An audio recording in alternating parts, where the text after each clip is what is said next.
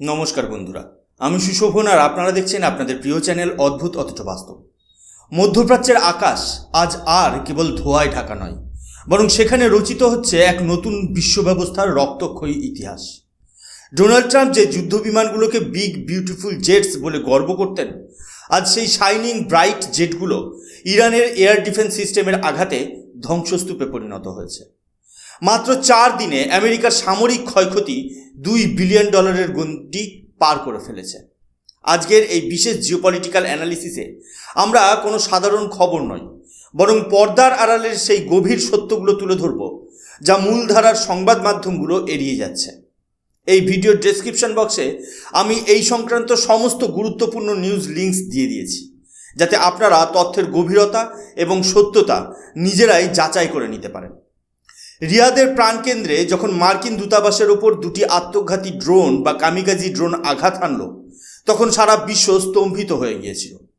Saudi আরবের আকাশ প্রতিরক্ষা ব্যবস্থা বা এয়ার ডিফেন্স সিস্টেম থাকা সত্ত্বেও কিভাবে ইরান এই হামলা সফল করল তা নিয়ে এখন পেন্টাগনে জরুরি বৈঠক চলছে।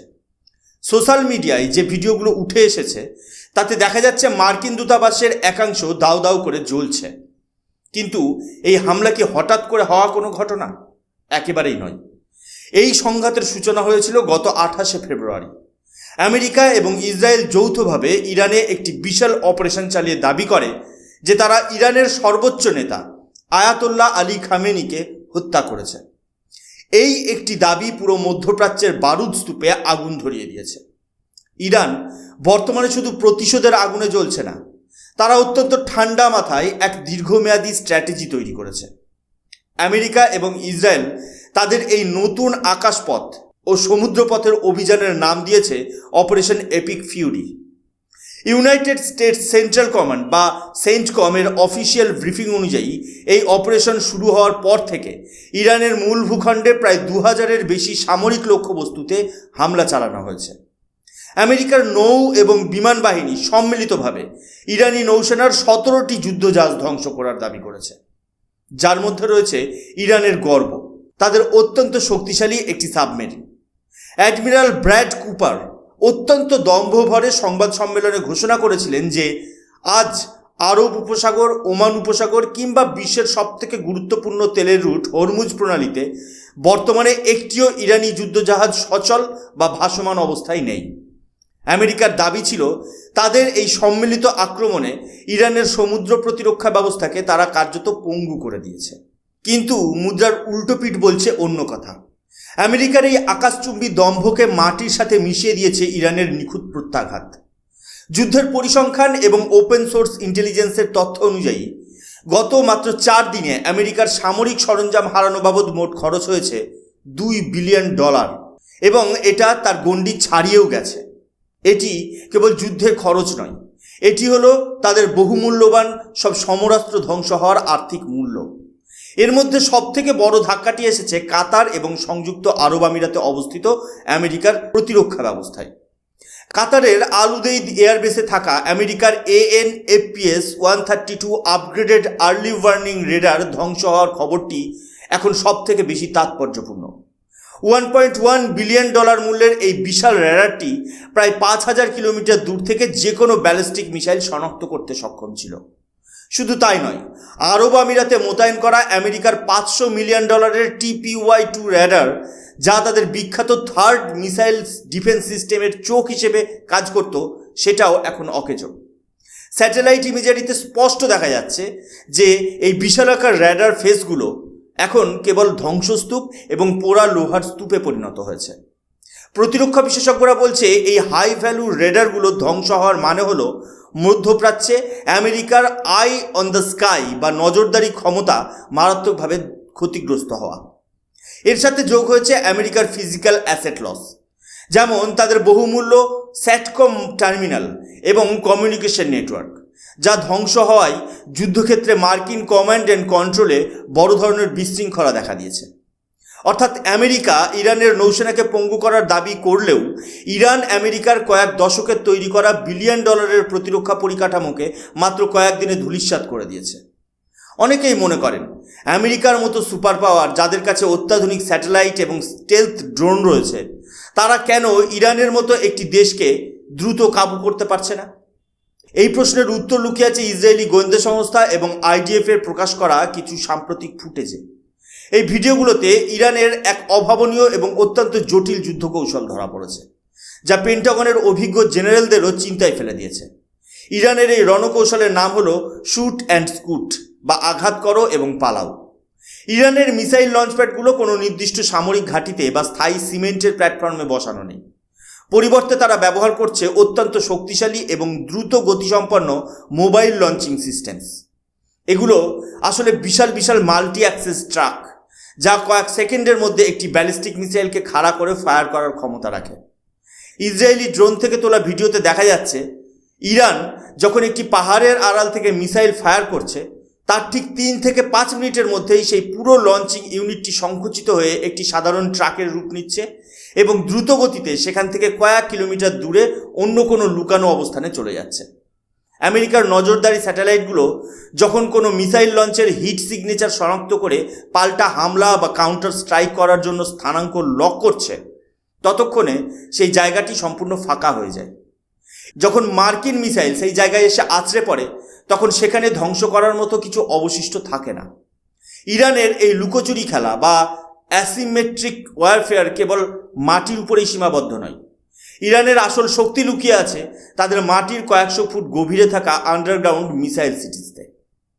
ইরান গত কয়েক দশকে তাদের পাহাড়ের ভেতরে মাইলের পর মাইল সুড়ঙ্গ খুঁড়ে এমন গোপন দুর্গ তৈরি করেছে যেখানে হাজার হাজার মিসাইল বা ড্রোন মজুত রাখা হয়েছে।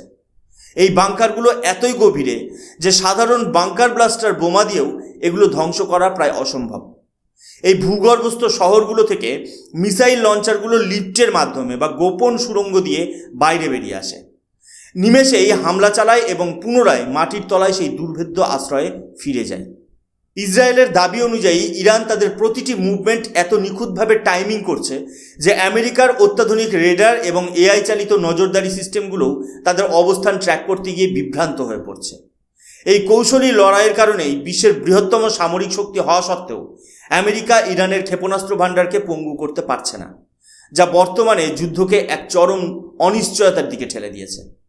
সব থেকে বড় ধাক্কাটি এসছে সাউথ ওয়েস্টার্ন ইরানে, যেখানে আমেরিকার একটি F-15E স্ট্রাইক ইগল যুদ্ধবিমান ভূপতিত হয়েছে। ট্রাম্প প্রশাসনের জন্য এটি একটি চরম লজ্জার মুহূর্ত। একটি জেটের রিপ্লেসমেন্ট কস্ট বা বর্তমান বাজার মূল্য প্রায় $100 মিলিয়ন। ওপেন সোর্স ইন্টেলিজেন্সের তথ্য অনুযায়ী এই জেটটি ইরানের ওপর অপারেশন চালানোর সময় তাদের এয়ার ডিফেন্স সিস্টেমের আঘাতে বিধ্বস্ত হয়েছে। যদিও আমেরিকা এবং ইসরায়েল একটি অত্যন্ত ঝুঁকি নিয়ে জয়েন্ট রেস্কিউ অপারেশন চালিয়ে 2 পাইলটকে উদ্ধার করতে সক্ষম হয়েছে এবং বর্তমানে তাদের সৌদি আরবে চিকিৎসা চলছে, কিন্তু এই হারানো বিমানের সংখ্যা এখন 4-এ পৌঁছেছে। অর্থাৎ শুধু বিমান হারিয়েই আমেরিকার $400 মিলিয়ন বেশি ক্ষতি হয়েছে। আমেরিকা দাবি করেছিল যে কুয়েতে তাদের বিমানগুলো ফ্রেন্ডলি ফায়ারে ধ্বংস হয়েছে, কিন্তু ইরান এবং পশ্চিমা অনেক নিউজ এজেন্সি এখন ভিডিও প্রমাণ দিচ্ছে যে এটি ছিল ইরানের নিখুঁত লক্ষ্যভেদ। পরিস্থিতি এতটাই হাতের বাইরে চলে গেছে যে আমেরিকা আজ ক্যালিফোর্নিয়া থেকে তাদের নিউক্লিয়ার সক্ষম মিনিটম্যান 3 ইন্টারকন্টিনেন্টাল ব্যালিস্টিক মিসাইল বা ICBM টেস্ট করেছে। 14,000 কিলোমিটার রেঞ্জের এই মিসাইলটি টেস্ট করার মাধ্যমে ওয়াশিংটন আসলে সারা বিশ্বকে, বিশেষ করে রাশিয়া এবং চীনকে একটি চরম বার্তা দিতে চাইছে।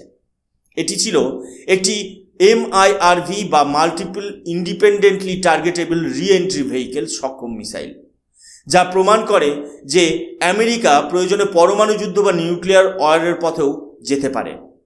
যদিও মার্কিন কর্মকর্তারা বলেছেন যে এটি রুটিন টেস্ট, কিন্তু যুদ্ধের 5ম দিনে দাঁড়িয়ে এই পরীক্ষাটি যে ইরানের IRGCকে হুমকি দেওয়ার জন্য করা হয়েছে তা নিয়ে কোনো সন্দেহ নেই। এই মহাযুদ্ধে ইরানকে পেছন থেকে ঢাল হয়ে শক্তি যোগাচ্ছে রাশিয়া এবং চায়না। রাশিয়ার তৈরি মিসাইল ডিফেন্স সিস্টেম এবং চীনের অর্থনৈতিক সহযোগিতা ইরানকে এই অসম লড়াইয়ে টিকে থাকার অক্সিজেন দিচ্ছে। চীন মনে করে ইরান ধ্বংস হওয়ার মানে তাদের বেল্ট অ্যান্ড রোড ইনিশিয়েটিভ এবং জ্বালানি নিরাপত্তা বা এনার্জি সিকিউরিটি ঝুঁকির মুখে পড়া। অন্যদিকে মধ্যপ্রাচ্যে আমেরিকার এই দাপট কমানোর জন্য রাশিয়া ইরানকে স্যাটেলাইট ডেটা দিয়ে সাহায্য করছে বলে অনেক বিশেষজ্ঞের ধারণা। জর্ডান, কুয়েত, এবং সৌদি আরবের মতো দেশগুলোতে থাকা মার্কিন নাগরিকদের দ্রুত নিরাপদে সরে আসার নির্দেশ দেওয়া হয়েছে। হরমুজ প্রণালী বা স্ট্রেট অফ হরমুজ এখন কার্যত মৃত্যুফাত। যদি ইরান এই জলপথ বন্ধ করে দেয় তবে বিশ্বজুড়ে তেলের দাম এমন এক পর্যায়ে পৌঁছাবে যা আধুনিক মানব সভ্যতা আগে কখনো দেখেনি। এটি শুধু একটি যুদ্ধ নয়, এটি একটি বৈশ্বিক অর্থনৈতিক মহামন্দা বা গ্লোবাল রিসেশনের পূর্বাভাস। এই বিশৃঙ্খলার মধ্যে সবথেকে প্রশংসনীয় এবং গুরুত্বপূর্ণ ভূমিকা পালন করছে আমাদের দেশ ভারত। ভারতের বিদেশ মন্ত্রক বা মিনিস্ট্রি অফ এক্সটার্নাল অ্যাফেয়ার্স অত্যন্ত সুকৌশলে তার শান্তি কূটনীতি বা পিস ডিপ্লোমেসি বজায় রেখেছে। ভারত পরিষ্কার জানিয়েছে যে হিংসা কোনো সমাধান নয়। ভারত একদিকে আমেরিকার কৌশলগত অংশীদার বা স্ট্র্যাটেজিক পার্টনার, অন্যদিকে ইরানের চাবাহার বন্দরের মাধ্যমে আফগানিস্তান ও রাশিয়ার সাথে যুক্ত হওয়ার স্বপ্ন দেখছে। ভারত জানে যে এই যুদ্ধ চললে মধ্যপ্রাচ্যে থাকা কয়েক কোটি ভারতীয়র জীবন এবং জীবিকা বিপন্ন হবে। ভারতের প্রধানমন্ত্রী এবং বিদেশমন্ত্রী নিরন্তর চেষ্টা চালিয়ে যাচ্ছেন যাতে সব পক্ষ আলোচনার টেবিলে বসে। ভারতের এই নিরপেক্ষ অবস্থান বা নিউট্রাল অবজারভার হিসেবে ভূমিকা আজ বিশ্বমঞ্চে সমাদৃত হচ্ছে। উপসংহারে বলা যায়, যুদ্ধের আজ পঞ্চম দিন, কিন্তু ধ্বংসের গভীরতা বলে দিচ্ছে এই ক্ষত সহজে শুকাবে না। আমেরিকার $2 বিলিয়ন ক্ষয়ক্ষতি আর ইরানের দুর্ভেদ্য মাটির তলার শহরগুলো প্রমাণ করছে যে আধুনিক যুদ্ধে কেবল প্রযুক্তি শেষ কথা নয়, মনোবল এবং সুপরিকল্পিত রণকৌশলই বড় ফ্যাক্টর। ট্রাম্পের সেই বিগ বিউটিফুল জেটস আজ ধ্বংসস্তূপ, আর মধ্যপ্রাচ্যের ভবিষ্যৎ এখন অনিশ্চয়তার অন্ধকারে। আপনাদের কি মনে হয়, এই সংঘাত কি তৃতীয় বিশ্বযুদ্ধের রূপ নেবে, নাকি এই কূটনৈতিক আলোচনার মাধ্যমে রক্তক্ষয় থামবে? আমেরিকা কি তাদের হারিয়ে যাওয়া মর্যাদা পুনরুদ্ধার করতে পারবে? কমেন্ট করে আপনাদের সুচিন্তিত মতামত অবশ্যই জানাবেন। ভিডিওটি ইনফরমেটিভ মনে হলে লাইক করুন এবং সকলের সাথে শেয়ার করুন। আর এই ধরনের গভীর এবং সত্যনিষ্ঠ ভূরাজনৈতিক বিশ্লেষণ বা জিওপলিটিক্যাল অ্যানালিসিস পেতে অদ্ভুত অথচ বাস্তব চ্যানেলটি সাবস্ক্রাইব করে বেল আইকনটি প্রেস করে রাখুন। আমি সুশোভন আজকের মতো বিদায় নিচ্ছি। দেখা হবে পরের কোনো গুরুত্বপূর্ণ প্রতিবেদনে। ভালো থাকুন, সতর্ক থাকুন। জয় হিন্দ, বন্দে মাতরম, ভারত মাতা কি জয়।